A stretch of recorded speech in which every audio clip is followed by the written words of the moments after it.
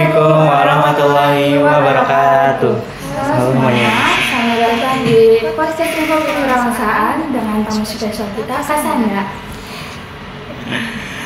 Oke, Kasanda. Bisa perkenalkan diri dulu nggak secara singkat? Oke, terima kasih untuk teman-teman riset di Manera atas kesempatan luar biasa yang sudah diberikan. Izin memperkenalkan diri, perkenalkan nama saya Sanda Hadi Susilo.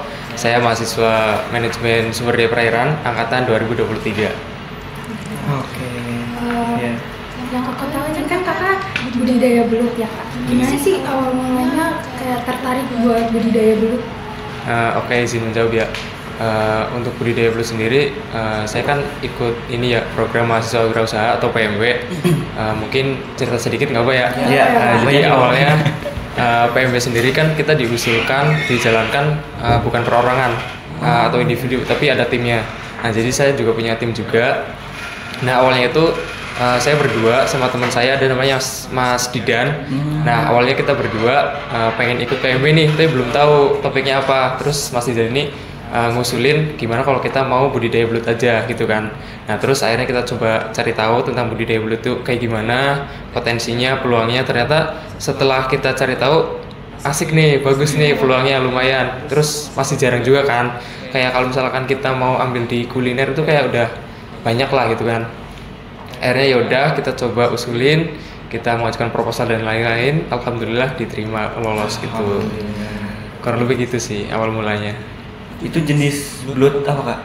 Belutnya sendiri kita pakainya belut rawa, soalnya kalau belut sawah gitu kayak lebih lama gitu ininya tumbuhnya. Bagaimana sih kak perkembangan usaha saat ini? Perkembangan usahanya sendiri ya, jadi sebenarnya untuk perkembangan usahanya sendiri belum terlalu jauh sih, soalnya untuk budidaya belut sendiri kita harus awalnya tuh membuat kayak media tumbuhnya dulu.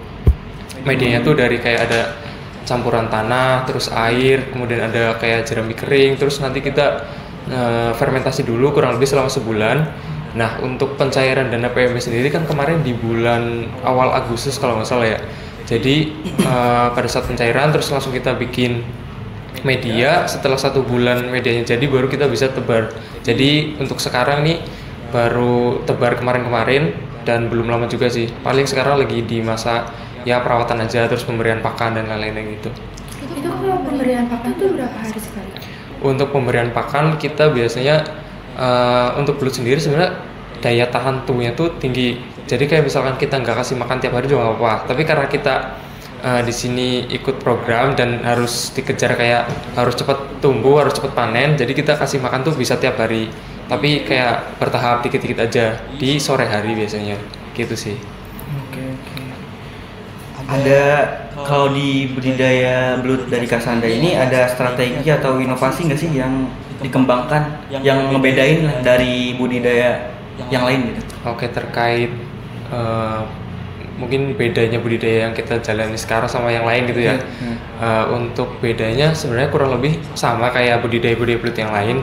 Cuma kita prinsipnya di sini dari apa ya, kayak media tumbuhnya kita tuh pakainya wadahnya kayak drum gitu, drum bekas kita potong terus kita buat wadah gitu. Jadi keuntungannya apa? Keuntungannya kita nggak perlu lahan yang luas gitu. Kalau misalkan kayak biasanya kan kita harus bikin kolam gitu ya. Kolam. Nah itu biasanya kayak membutuhkan lahan yang cukup luas lah. Kalau kita kayak pakai drum kayak yang kita bikin sekarang itu kelebihannya kayak gitu. Kayak pakai lahan yang sempit juga masih bisa gitu. Mungkin kayak gitu sih. Yang lainnya kayak masih sama lah kayak budidaya yang lain kayak gitu. Ya kan kakak PMW nih ya.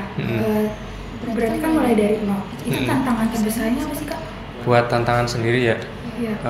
Untuk PMW sendiri kan rangkaiannya ada banyak, dari mulai pendaftaran, terus nanti ada seleksi, ada pencarian dana, terus kayak kita ngejalanin usaha kita pastinya tantangan ya lumayan banyak sih. Mungkin aku jelasin kayak yang tantangan dari budidayanya sendiri ya. Tantangan untuk budidaya belut sendiri, yang pertama kalau kita bicara untuk mengikuti program mahasiswa wirausaha ya kan di waktunya tuh diatur ya, kayak misal pencairan dana itu bulan Agustus. Nah nanti kita di bulan November pertengahan tuh kita harus udah harus panen, udah harus buat laporan akhir. Nah, sedangkan belut sendiri untuk masa perkembangannya sendiri optimalnya itu dari penebaran sampai panen itu sampai siap konsumsi sekitar 4-6 bulan. Nah, kalau misalkan kayak kemarin pencairan dana bulan Agustus, kita bikin media aja butuh 1 bulan, berarti kita melakukan tebar benih bulan September, terus sampai bulan November laporan akhir, berarti kan baru September, Oktober, November 3 bulan ya, belum cukup kan. Nah, itu tantangannya kayak gitu sih. Tapi untuk solusinya sendiri kita udah cari tahu juga, kayak bisa kita pakai benihnya tuh yang ukurannya lebih gede, kayak gitu bisa. Terus atau kita kayak mulainya tuh lebih awal, jadi kayak pakai dana kita sendiri biar bisa ngejar waktu itu. Terus kayak tantangan yang lain untuk budidaya belut, budidaya sendiri kan kita kayak berurusan dengan makhluk hidup ya, belut kan makhluk hidup ya, pastinya ada kayak tantangan-tantangan kayak yang bikin belutnya sakit lah, mati lah, itu pasti ada kalau gitu. Kayak sama lah kayak budidaya-budidaya yang lain. Terus selain itu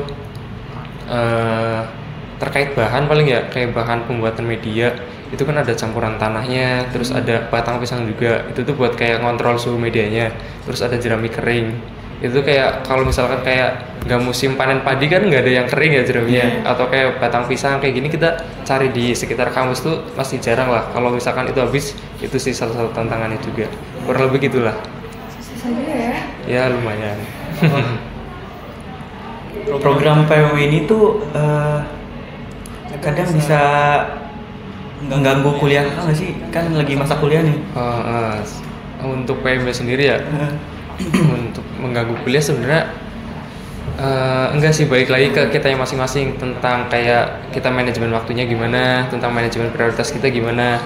Untuk PMW sendiri kan kita juga bisa menyesuaikan ya jadwalnya, kayak kita yang ngatur sendiri tuh, kayak misal aku mau bikin budidaya belut, kayak aku mau bikin jadwal tebar benihnya kapan, terus kayak pembuatan medianya kapan, itu bisa disesuaikan sama jadwal kita. Kalau misalkan kayak hari Minggu ini tadinya kita mau nebar benihnya nih, tapi ternyata ada praktikum, ya pasti tujuan kita kesini kan untuk kuliah, untuk akademik lah ya, intinya nomor satu pastinya kita nomor satu kan yang akademik dulu, terus yang PM-nya kita bisa ganti hari lain gitu sih.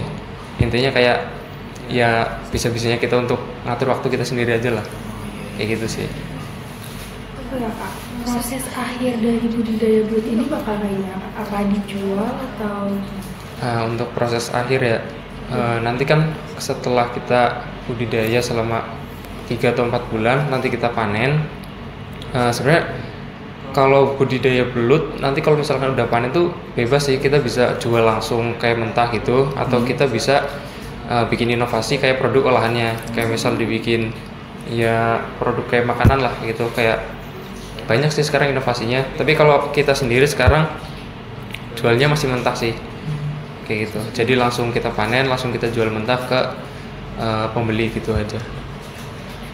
Itu budidaya di mana Pak? Di FPIK atau di mana? Untuk budidaya sendiri kita tempatnya di FPIK sendiri, terus untuk lokasinya tepatnya tuh di lab produktivitas dan kewirausahaan, posisinya di belakang situ. Jadi untuk apa ya, kayak mahasiswa FPIK yang topiknya lebih ke budidaya, PM-nya jadi kayak disatuin semua gitu di lab produktivitas dan kewirausahaan gitu. Kalau misalnya nih Kak, agenda PM ini kan nggak langsung lama ya. Kalau udah selesai itu gimana Kak? Kalau udah selesai ya, kalau dari kami niatnya ya, ini baru niat sih, kayak nanti setelah kita panen, kita pengennya tuh lanjut lagi, kayak kita tebar benih dari awal lagi, terus kayak kita pengennya mau ke belajar buat cara pemijahannya. Kalau sekarang kan kita kayak untuk budidayanya beli benihnya tuh masih di orang lain gitu ya. Nah nanti kita pengen coba tuh kayak kita lakukan pemijahan sendiri, biar kita punya benih sendiri gitu, pengennya gitu sih. Ya semoga aja bisa lah gitu. Oke Kak, ini mungkin last question lah. Oke. Dari kakak sendiri apa sih pesan atau tips lah untuk teman-teman yang mungkin ingin tahun depan ingin mengikuti PMW Kak, terutama dalam penyusunan proposal nih Kak, apakah ada tipsnya tersendiri agar bisa lolos nih Kak? Oke. Untuk pesan atau tips teman-teman nanti kalau mau misal daftar PMW tahun depan ya, yang pertama apa ya? Yang pertama pastinya niat sih. Kenapa niat? Menurut aku niat penting banget. Beneran.